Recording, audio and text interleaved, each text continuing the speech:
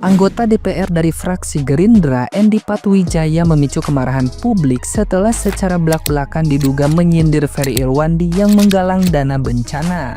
Membandingkan sumbangan 10 miliar rupiah dari warga sipil dengan dana triliunan yang digelontorkan negara. Pernyataan kontroversial tersebut dianggap publik sebagai bentuk kesombongan dan ketidakpekaan karena membandingkan donasi sukarela pribadi dengan dana besar yang memang merupakan tugas dan kewajiban negara. Netizen yang berbakti ramai-ramai mengecam Endi Pat, menuntut agar Komisi 1 DPR lebih fokus mempublikasikan kinerja pemerintah daripada menyindir inisiatif kemanusiaan warga sipil.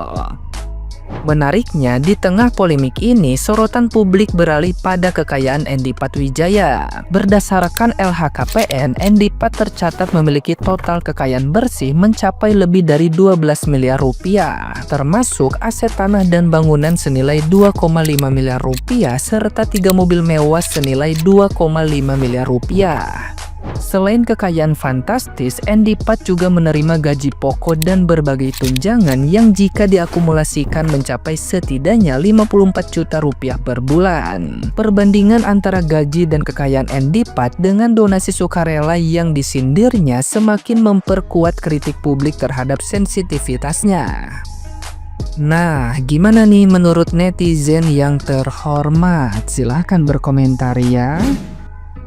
Wah, rakyat Indonesia sok paling-paling ini Pak, berarti Pak. Istighfar Pak, bukannya bilang terima kasih malah ngadu jago, malah dibanding-bandingin. Bisa nggak Pak istighfar? Kalau nggak bisa talkin aja talkin. Sok palik-palik, orang niat tulus, ngebantu, ngadain donasi, malah dibilang sok paling-paling. Belum Ferry Irwandi dapat 10 miliar, ada yang dapat 4 miliar. Apa kabar gua? Cuman dapat 10 juta. Apa kabar teman-teman yang bisa donasi 5.000, 10.000? Saking pedulinya walaupun nggak punya duit tetap donasi. Sok paling-paling banget. Semua rakyat Indonesia sok paling-paling ini Pak, berarti Pak. Hidup paling. Lah emang duit triliunan itu duit bapak tuh, duit lu kan bukan, itu duit negara, duit rakyat. Ngapain lu bangga-banggain? Ya itu mah udah tugas negara, udah kewajiban negara buat membantu. Mana pakai nyenggol Ferry Irwandi lagi, bilang si paling Aceh cuma 10M lah, ya ampun. Itu kan sama aja namanya mendiskreditkan Ferry Irwandi. Pak, 10M itu hasil kerja keras dia mengumpulkan donasi dari rakyat untuk rakyat. Kalaupun dia bilang kondisi Aceh Tamiang itu mencekam, orang-orang kelaparan, yang memang pada saat dia datang ke sana kondisinya seperti itu.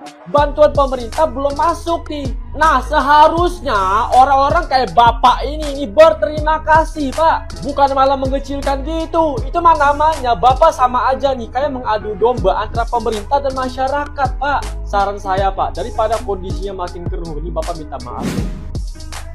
Sumpah ini aneh banget ya, egonya kesenggol sama seorang Ferry Irwandi anjir. Masyarakat sipil dianggap saingan, dinyinyirin, dibilang paling sok. Padahal ya Bang Ferry itu cuma nyampein apa yang dia lihat aja anjir. Kondisinya lagi parah, ada orang yang berhari-hari gak makan, minum pakai air banjir gitu. Ya apa adanya aja, pantesan gitu Bang Ferry itu kena framing atau fitnah yang gila-gilaan ya. Ini parah banget anjir. Dia bilang negara udah nyumbang triliunan, padahal itu uang rakyat coy. Dia bilang negara udah hadir dari awal, padahal ya kalau bener-bener mau ngeliat dari titik awalnya, ya di sini. BMKG sebut sudah sampaikan peringatan 8 hari sebelum bencana Sumatera. Dari sini titik awalnya mah. Kalau di negara lain peringatan awal kayak gini tuh udah ditanggepin secara serius. Ada SMS blast peringatan dari pemerintah untuk rakyatnya. Ada notifikasi dari aplikasi bencana, pemimpinnya ikut speak up. Karena ya 8 hari ini itu adalah waktu yang cukup. Bisa dipakai buat evakuasi dini, terutama yang ada di daerah rawan, yang di dataran rendah, yang di pinggiran sungai. Siapin posko darurat lebih awal, siapin kebutuhan sembako lebih awal, siapin perahu karet lebih awal di titik-titik tertentu, bersihin saluran air. Banyak. Jadi apanya yang udah hadir dari awal? Lah, Instagramnya aja di private anjir, gimana ingin mendengarkan aspirasi masyarakat, cok? Begini loh Pak, uang negara kan uang rakyat juga gitu loh. Ini kalau misalkan ya Bang Ferry Irwandi nggak ngangkat isu ini ataupun nggak coba nih buka donasi dan lain sebagainya, aku rasa sebelumnya yang siapa nih, yang ketua BNPB apa-apalah aku lupa, yang bilang kalau misalkan ini cuma mencekam di media sosial. Dan pasti kalian yang pemerintah masih berpikir yang dimana itu masih hal biasa, bukan bencana. Ini konsepnya gimana sih? Rakyat saling bantu rakyat. Ya karena pemerintahnya mesti viral dulu. Gak usah sok-sokan nyindir 10 miliar, cuman 10 miliar. Kalian triliunan. Hey, itu uang kita juga. Ngotak gak sih? Ini yang dilarang anak muda. Kalau bisa jangan ngomong, jangan apa-apa. Jangan apa-apa, menyindir, jangan apa-apa itu. Nah kalian sendiri begini. Cobalah kalian ya. Ngomong tuh yang penting, bukan yang penting ngomong. Ini sebenarnya kenapa sih kalian bisa dipilih gitu? Aku pun masih bingung gitu. Kenapa sih kalian bisa jadi anggota dewan? Ini pertanyaanku aja. Dari kemarin bikin masalah mulu dari kata-kata kalian. Orang berempati salah, nggak berempati salah. Kalian yang salah, rakyat yang disalahkan. Serba salah jadinya hidup di negara ini. Pemerintahan aja kayak begini. Itu influencer yang ke Sumatera buat bantu-bantu cuman cari muka aja ya? Tidak teman-teman, tidak sama sekali. Jangan mau didoktrin oleh sekelompok orang untuk segala perihal hal kayak gini. Karena ini adalah sebuah cara untuk perpecahan kalian. Untuk itu kita harus berterima kasih sama mereka karena mereka sudah dengan sepenuh hati dan perjuangan mengumpulkan donasinya.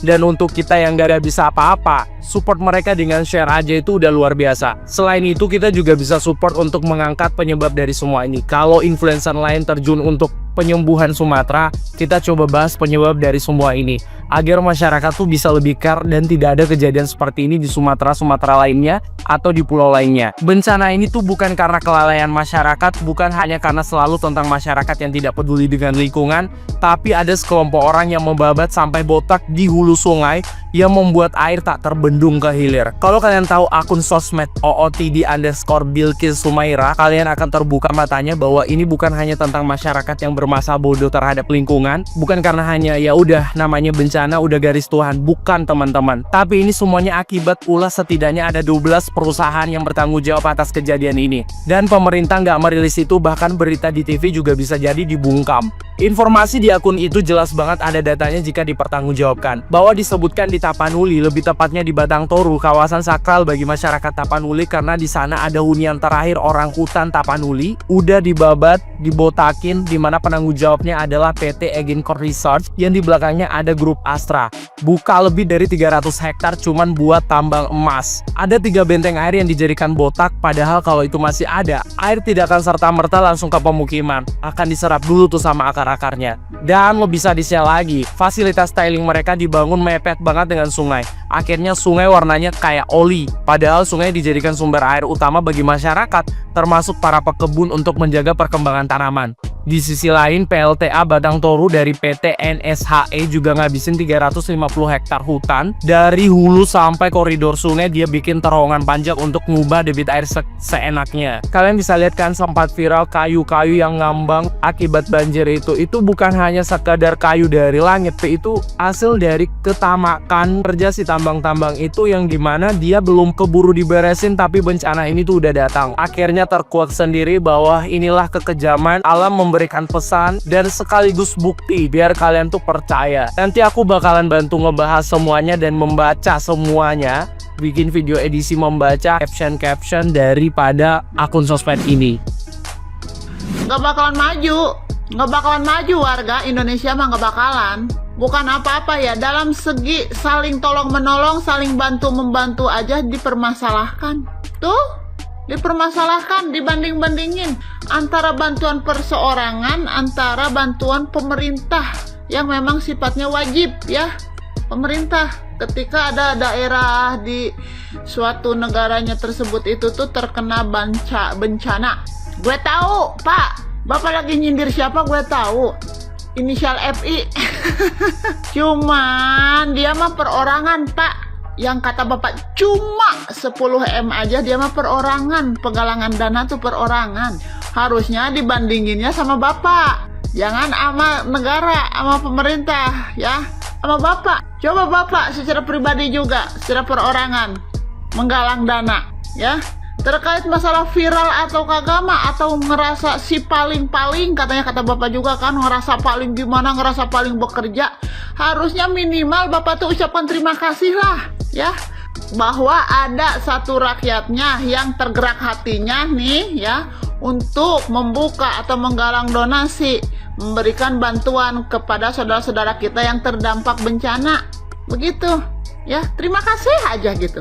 Kagak usah malah saling sindir, kagak usah ngerasa paling benar, ngerasa paling bagus gitu ya kalian. Nggak usah, justru harusnya saling berjabat tangan. Hayo, di sini ada perseorangan warga yang membantu. Ya udah silahkan. Alhamdulillah. Si FI menggalang dana mendapatkan 10 M itu ya, hasil benar-benar murni dari rakyat. Dan Bapak juga harus tahu, pemerintah juga memberikan bantuan kepada yang terkena bencana. Harus tahu juga itu dananya dari mana, dari rakyat juga Pak. Ya, dari rakyat juga, dari pajak-pajak yang diambil, bukan dari uang Bapak pribadi, bukan kan?